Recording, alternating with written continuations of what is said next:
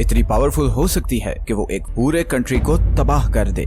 उसकी जमीन, उसके खेत, उसके पीने का पानी, हर चीज को जहर बना दे। हजारों बल्कि लाखों लोगों को जानबूझकर कैंसर का मरीज बना दे। और फिर वो कंपनी इतनी ताकतवर हो जाए कि अपने खिलाफ उठने वाली हर आवाज को पूरे जोर के साथ कुचल दे, चाहे उसके लिए उसे मिलिट्री ही यूज करनी पड़े। दुनिया की बड़ी बड़ी रॉयल फैमिलीज उस कंपनी की बैक पर हो और फिर वो कंपनी पैसा और मीडिया प्रोपेगेंडा यूज करके अपने हर गुनाह पर पर्दा डाल दे, क्योंकि जो कुछ उस कंपनी ने किया है अगर वो खुलकर सामने आ जाए तो पूरी दुनिया हिलकर रह जाएगी। लेकिन अब वक्त आ गया है कि इस कहानी को एक्सपोज किया जाए। सच ये है कि आज की वीडियो में हम आपको बताने जा रहे हैं एक ऐसी ही कंपनी की कहानी जिसने अपने फायदे के लिए लाखों इंसानों की जिंदगी दांव पर लगा दी। ये कहानी शुरू होती है 19वीं सदी में। 1833 में लंदन में एक बहुत बड़ा बिजनेसमैन था जिसका नाम था सैमुअल। सैमुअल समुद्री खौल या जिन्हें सी शेल्स भी कहा जाता है, उनकी इंपोर्ट एक्सपोर्ट का काम करता था। 1870 में सैमुअल के मरने के बाद उसका सारा बिजनेस उसके दो बेटों के कंट्रोल में चला गया। बड़े बेटे मार्कस ने लैंप्स में डलने वाले केरोसिन, जिसे मिट्टी का तेल भी कहते हैं, उसे एक्सपोर्ट करने का काम शुरू कर दिया। अब उस जमाने में ये तेल इन शिप्स में ऐसे बैरल्स के थ्रू एक जगह से दूसरी जगह भेजा जाता था और उससे मसला ये होता था कि ये बैरल्स लीक हो जाते थे और तेल जाया हो जाता था। मार्कस ने इसी प्रॉब्लम को हल करने के लिए ऑयल टैंकर डिजाइन किए ताकि तेल डायरेक्टली सी पोर्ट्स पे खड़े टैंक्स में डाला जा सके। और फिर 1892 में पहली बार मार्कस के बनाए हुए टैंकर्स में ये तेल सुएज कैनाल को क्रॉस करके इधर एशियन मार्केट्स जैसे कि थाईलैंड और इंडोनेशिया तक पहुंचा, जो उस वक्त ब्रिटिश एम्पायर के कंट्रोल में थी। ये पहला मौका था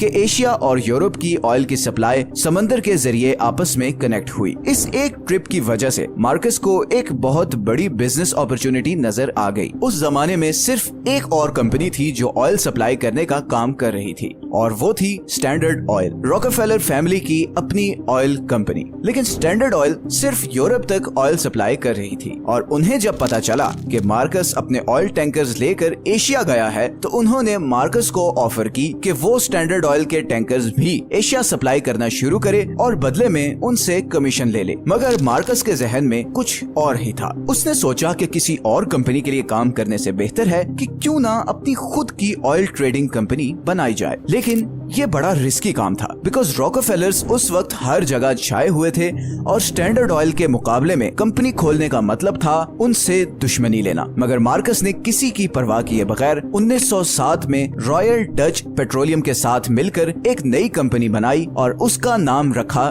शेल। स्टैंडर्ड ऑयल को चैलेंज करना कोई आसान काम नहीं था, but thanks to a very high demand of oil at that time, Shell बहुत जल्द दुनिया की टॉप ऑयल सप्लाई करने वाली कंपनी बन गई। इवन वर्ल्ड वॉर 1 में शेल ब्रिटिश आर्मी को सबसे ज्यादा ऑयल सप्लाई करने वाली कंपनी थी। बल्कि कई डॉक्यूमेंट्स में तो ये भी कहा गया है कि अगर शेल ना होती तो शायद एलाइज कभी भी जर्मन्स को हरा ना पाते। वर्ल्ड वॉर 1 के बाद दो चीजें एस्टैब्लिश हो चुकी थी। एक ये कि ऑयल 20th सेंचुरी का सबसे इम्पोर्टेंट रिसोर्स है, जिसके पास भी ऑयल सप्लाई का कंट्रोल होगा वही दुनिया पे राज करेगा। और दूसरा ये कि शेल अब स्टैंडर्ड ऑयल को बीट करके दुनिया की सबसे बड़ी ऑयल कंपनी बन चुकी थी। लेकिन ऑयल का सबसे बड़ा मसला ये है कि आप अपनी मर्जी से इसकी सप्लाई या प्रोडक्शन बढ़ा नहीं सकते। एक तो ऑयल रिजर्व्स कुछ लिमिटेड कंट्रीज के पास हैं और दूसरा इसे एक्सट्रैक्ट और रिफाइन करना भी अच्छा खासा महंगा काम है। और फिर जिन कंट्रीज के पास ऑयल के रिजर्व्स हैं वो बड़ा प्रोटेक्टिव होते हैं अपने नेचुरल रिसोर्सेज को लेकर। इसीलिए मार्कस के माइंड में इसका सोल्यूशन ये आया कि वो कोई ऐसा कंट्री ढूंढे